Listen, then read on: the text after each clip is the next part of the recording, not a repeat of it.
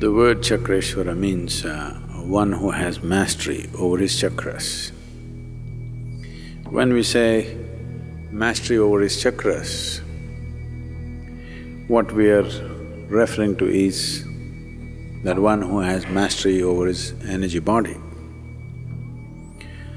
One who has mastery over his energy body means it's not a different level of realization or something, but it's a different level of competence. Your ability to do things in the world is only to the extent you can organize your energies. There are any number of human beings on the planet, either physically very strong or intellectually or in terms of intelligence they're pretty high, but they don't do much and they can never do much because their energies are not flexible and they don't cooperate. So when we see such people, that their ability to do things in the world or their success in the world is not commensurate with whatever other qualities they possess in terms of physical strength or education or intelligence or other talents that they may have, but do not find expression because they have no sufficient energy backup. In a way, every system of yoga, whatever simple practice or more complex or sophisticated practices, everything is designed to have, on one level, a certain mastery over the energy system, because that's the only way you can enhance a human being in terms of the world. In terms of what you can do in the world, can only be enhanced if one's energies are at a certain pitch and at a certain level of flexibility and control within himself. Many human beings, or every human being, has attained to a certain level of control and mastery over their energies unconsciously. So because of that, they're able to do different things to different extents. But now you want to do something which is normally considered humanly impossible. What is possible and not possible is only according to what we have explored till now. It's not necessarily an impossible thing, it is just that we have not explored it yet. Well, 150 years ago,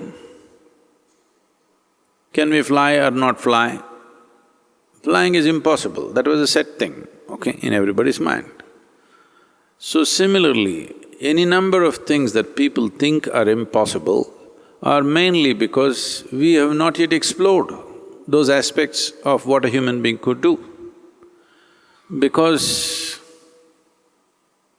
a majority of the human population or the majority of the human resource, if you want to call it that, or majority of the human potential is usually mortgaged either for survival process or tangled up with their hormonal requirements.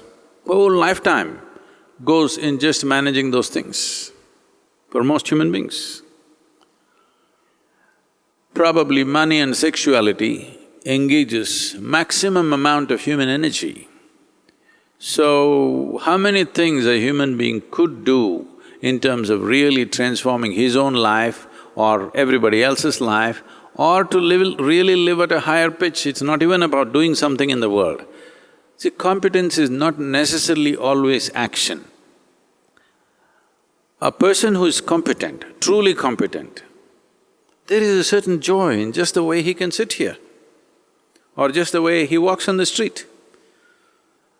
When you are in a certain level of competence, there is because a human being is not just a body, there is a certain intelligence and you cannot enjoy your intelligence without competence. Intelligence can become a very negative thing if it does not translate into some level of competence. You're intelligent but you can't do anything, you don't know how to do anything, suddenly you will find your intelligence just is a big burden and it works against you. If you had half the brain that you have, you would be quite peaceful. Intelligence translates into well-being only when it translates into competence, some capability to do something. Only then intelligence becomes a force, both for the individual and for the world. Because a human being has evolved into a certain level of intelligence, competence, translating it into competence is an important part. It doesn't matter whether he's in the material world or in the spiritual pursuit, whatever he does, he has to translate his intelligence into competence, otherwise invariably he will become frustrated with what's happening in his life. So, being a Chakrieshwara is a certain level of competence.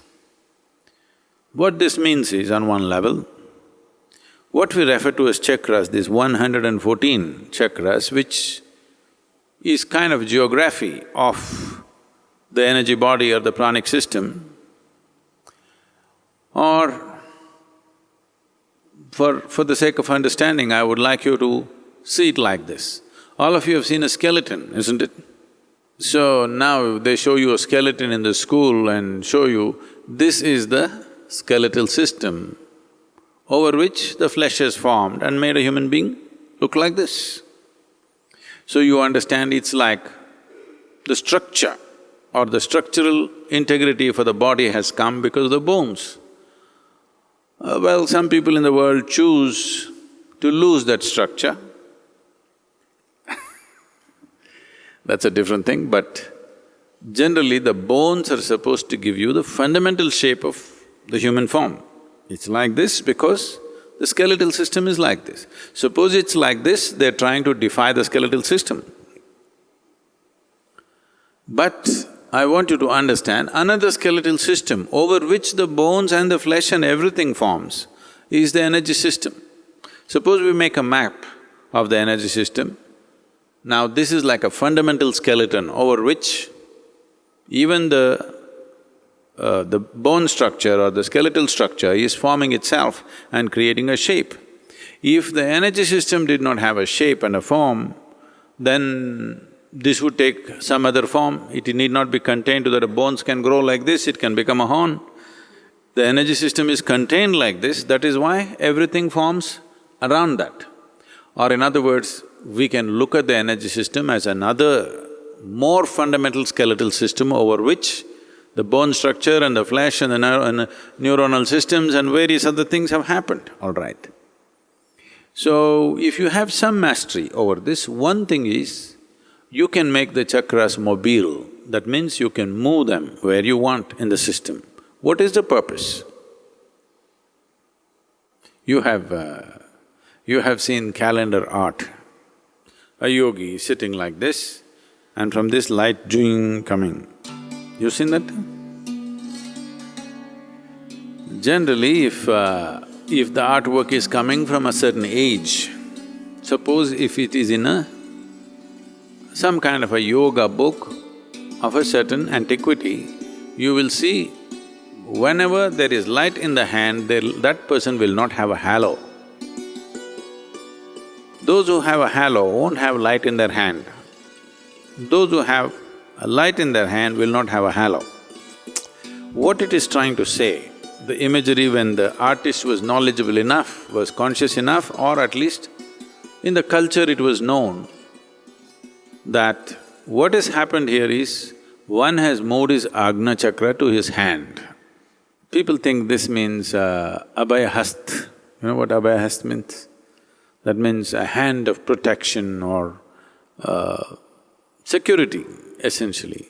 No, that's not what it's about. It is the light that one has earned within himself. It takes a lot of work. Now he's offering it to people. What's mine is now yours, because right now there is somebody here that has to benefit. If it's here, it's good for me. If it moves here, it's good for somebody else. So right now, you want your Agna to benefit somebody else. He moved it to his hand and raised it so that this Agna has become a light for someone else. At that time, if the artist is knowledgeable, you will see that he will never make a halo around the head because it's moved here. The light has moved here, there is no halo in his head. When he sits like this, there is a halo around his head, there is no light spilling out of his hand.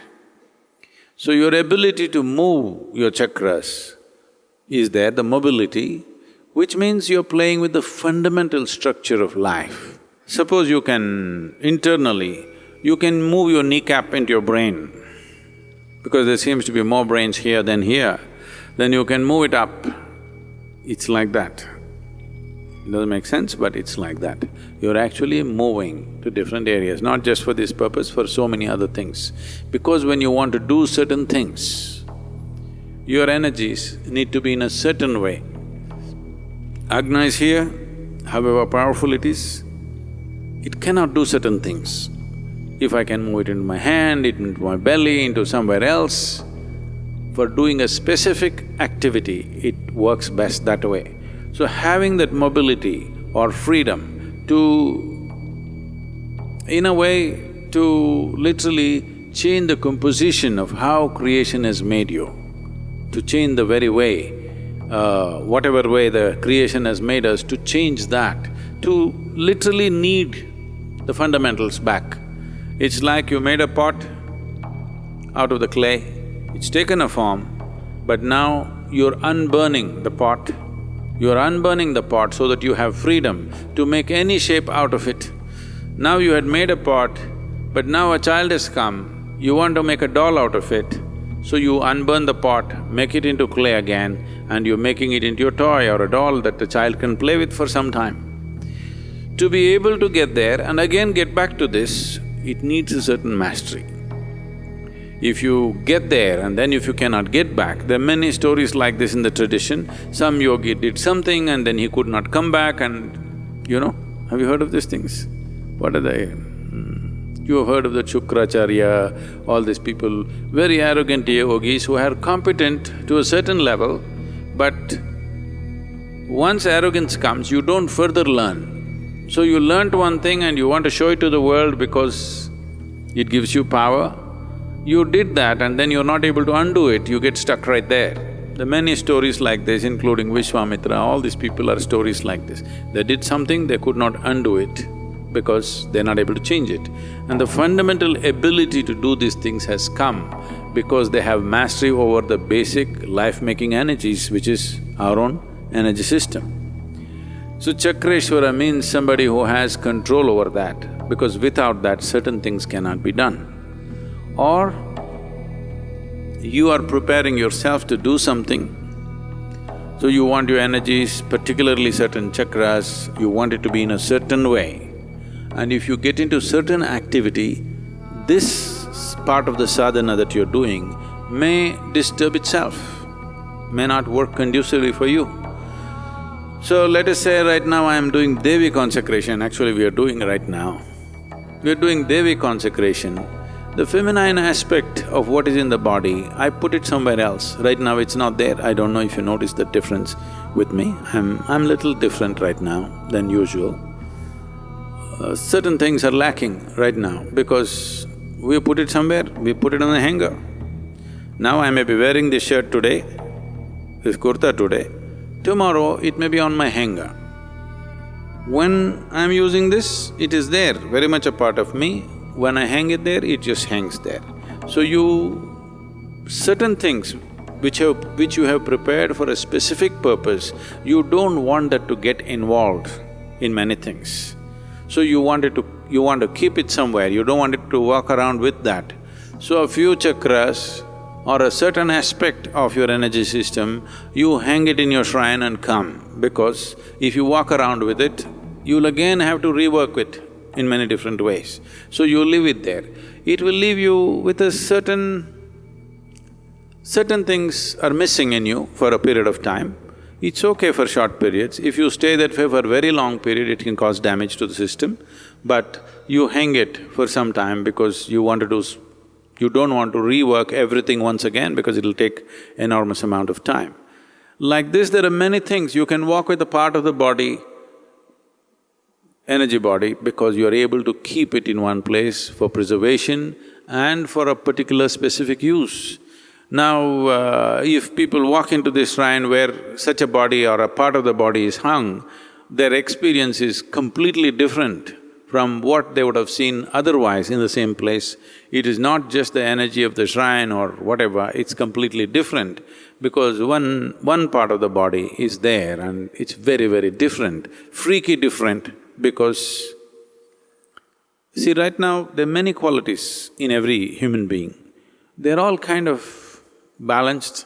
If any one of them gets too hyped, if you take away all the other qualities and just keep one quality of yours, suddenly you will see it's a very hyped up quality. It's kind of… what to say… it's kind of covered or it kind of balanced because there are so many other qualities. If you have one freaky quality, it is kind of balanced. Suppose we put all the other qualities to sleep and just leave this one, suddenly you will see this one thing is at a tangent and really going crazy. It'll become very super powerful simply because you put everything to rest. So now when you take it out and keep it there, that quality is independent of all the other qualities which balances that normally, suddenly that quality looks like hyper exaggerated and that works very well for certain type of work. So a Chakrieshwara works on this if he has intention of working with the world and creating something. So Sadhguru Sri Brahma worked on it and when things did not happen, because everything… he thought everything is in place and it'll happen for sure, and it did not happen. He could not believe that it's not happening. Things did not cooperate. He had no social skills. He never thought social skills are needed. He thought he has Guru's grace and he's got the energy, he's got the mastery, it has to happen. He had no doubt about it. But he did not understand the power of ignorance. Ignorance is a tremendous power on the planet. It's not a simple power. Never underestimate it within yourself and around yourself. It's a tremendous power. A whole lot of things happen in the world from the power of ignorance, not from the power of knowing or intelligence or something. Ignorance is a phenomenal power. So he underestimated the power of ignorance. He was innocent of ignorance. He thought his knowing and his power and his Guru's grace will make everything happen. And it did not happen. So he thought, maybe I'm not competent, maybe I lost it somewhere. So the moment of leaving the body, he kind of checking himself out. So he did a phenomenal thing, which is extraordinary and rare. Rare means super rare, that he left through the 7 chakras of his body. He exited from all the 7 chakras at once.